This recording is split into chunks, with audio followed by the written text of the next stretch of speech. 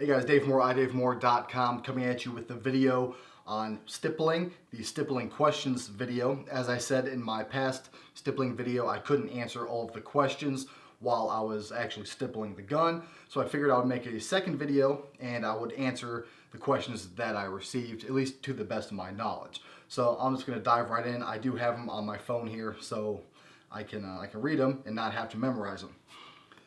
First, well, I had a few questions about my stipple pattern, about the wet sanding, getting the undercut and all that nice and shiny and smooth, and I covered that in the video. But one question I had was, does it void the warranty? I believe, yes, it does void the warranty.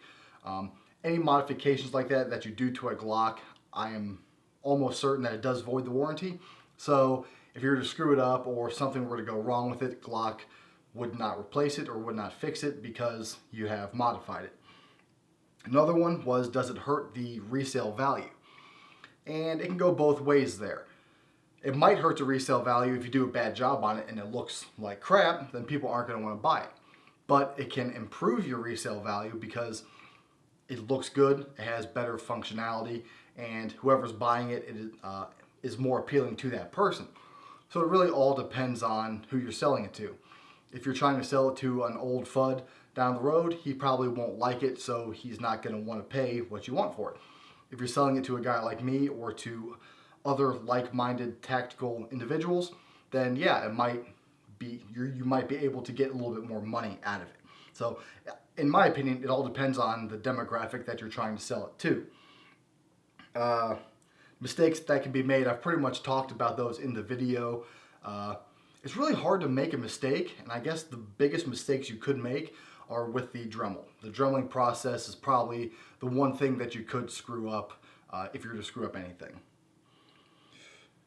How to make it less aggressive. This one I've thought about, and every time that I've stippled the gun, it's come out perfectly. I've never had to do this to it, but a lot of people will take sandpaper, wet sanding paper, whether it's 600 or 1000 grit, and they will lightly sand over the stippling pattern.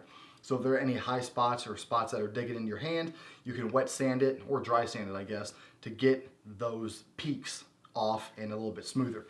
I don't do that because I like the way it feels both times that I've done it, or all 3 times I've done it. So I don't really see a need to do that, but the option is there if need be. Moving on down. What to practice on. I actually have practiced on a myriad of things. The first thing that I practiced on was an AR grip, which is really soft polymer. It didn't do too well. So what I ended up doing when I changed my pattern is I practiced on an old Kydex holster. It was a holster that was garbage that I don't use, so I figured I would use it to stipple, try out new patterns, and it seems to mimic the actual Glock polymer very well.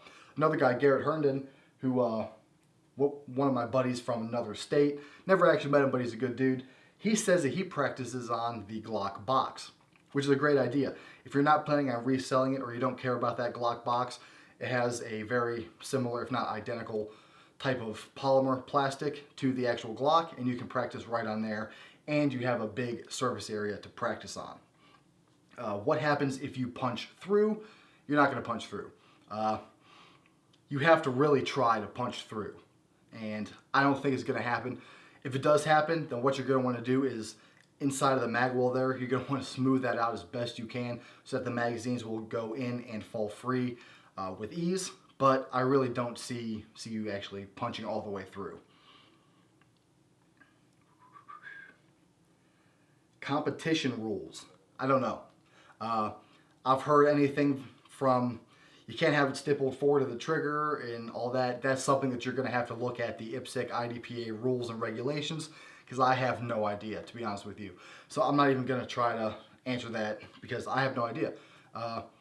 IDPA, I feel, is going to be less stringent on that, but IPSC and all those other organizations probably have their own set of rules that I probably wouldn't agree with, but it is what it is. Tools I use, I went over all the tools and all that, how to outline it, went over all that. I guess that's really it. I guess I didn't have that many questions. But the one thing that a lot of people ask me about is how do they get that perfect outline, whether it's Works Armament, Boresight Solutions, and all those guys. And I answered it in the video.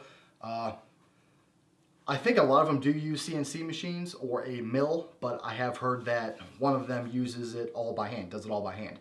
And there's a guy on Instagram that I follow that does it all by hand for his own personal use.